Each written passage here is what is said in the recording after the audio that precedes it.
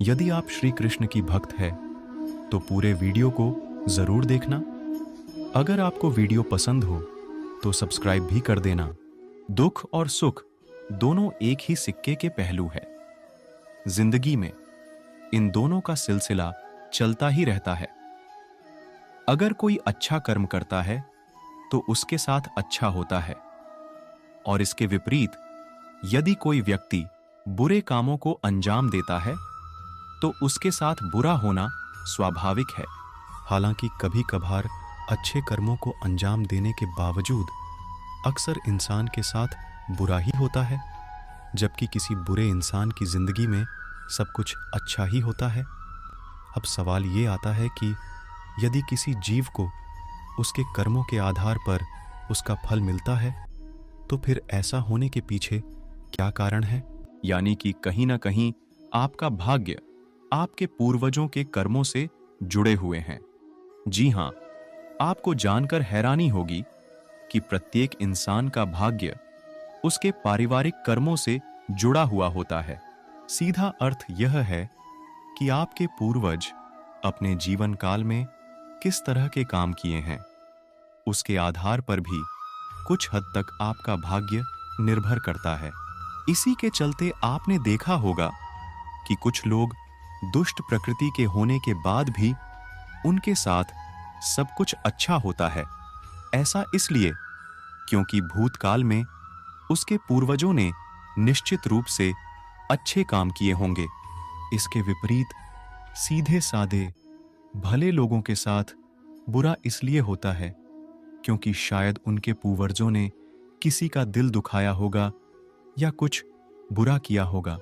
हालांकि इसके साथ ही सबसे बड़ा सत्य यह है कि इन सारी चीजों से इंसान को कभी भी बेहद खुश या विचलित नहीं होना चाहिए, क्योंकि अंत में इंसान के खुद के कर्म से उसके भाग्य का निर्धारण होता है।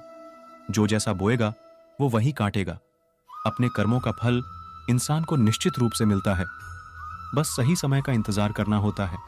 जब हम देखते हैं कि अच्छे लोगों के साथ बुरा होता है तो हमें यह सरासर अन्याय लगता है।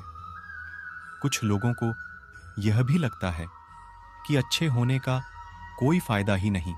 कुछ लोगों का मानना है कि इंसान मरते हैं और दोबारा जन्म लेते हैं। वे कहते हैं कि जिन्होंने अच्छे कर्म किए हैं उन्हें अगले जन्म में अच्छी जिंदगी मिलेगी, लेकिन जिन्होंने बुरे कर्म किए हैं उन्हें अगले जन्म में दुख झेलने पड़ेंगे।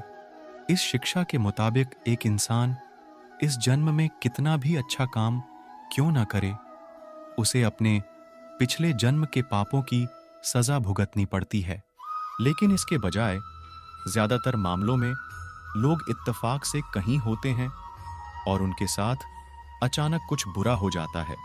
न तो सबसे तेज दौड़ने वाला दौड़ में हमेशा जीतता है, न वीर योद्धा लड़ाई में हमेशा जीतता है, न बुद्धिमान के पास हमेशा खाने को होता है, न अक्लमंद के पास हमेशा दौलत होती है, और न ही ज्ञानी हमेशा कामयाब होता है।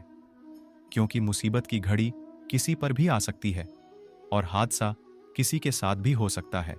बहुत से लोगों का मानना है कि पाप का मतलब है कोई अपराध करना या कानून तोड़ना, लेकिन गीता के मुताबिक पाप सिर्फ बुरे काम करना नहीं, बल्कि एक फितरत भी है जो अच्छे बुरे सभी इंसानों में जन्म से होती है। यह फितरत इंसानों को अपने पहले माता पिता से मानो विरासत में मिली है। इस वजह से उनका झुकाव हमेशा गलत कामों की तरफ होता है।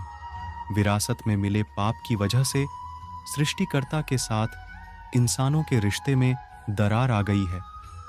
यही नहीं, ईश्वर की बाकी सृष्टि के साथ भी उनका तालमेल बिगड़ गया है। नतीजा यह हुआ है कि हर एक इंसान और पूरा समाज भी बहुत दुख और तकलीफें झेल रहा है। अच्छे लोग अक्सर देखा होगा कि दुखी ही रहते हैं। इसके पीछे क्या कारण है?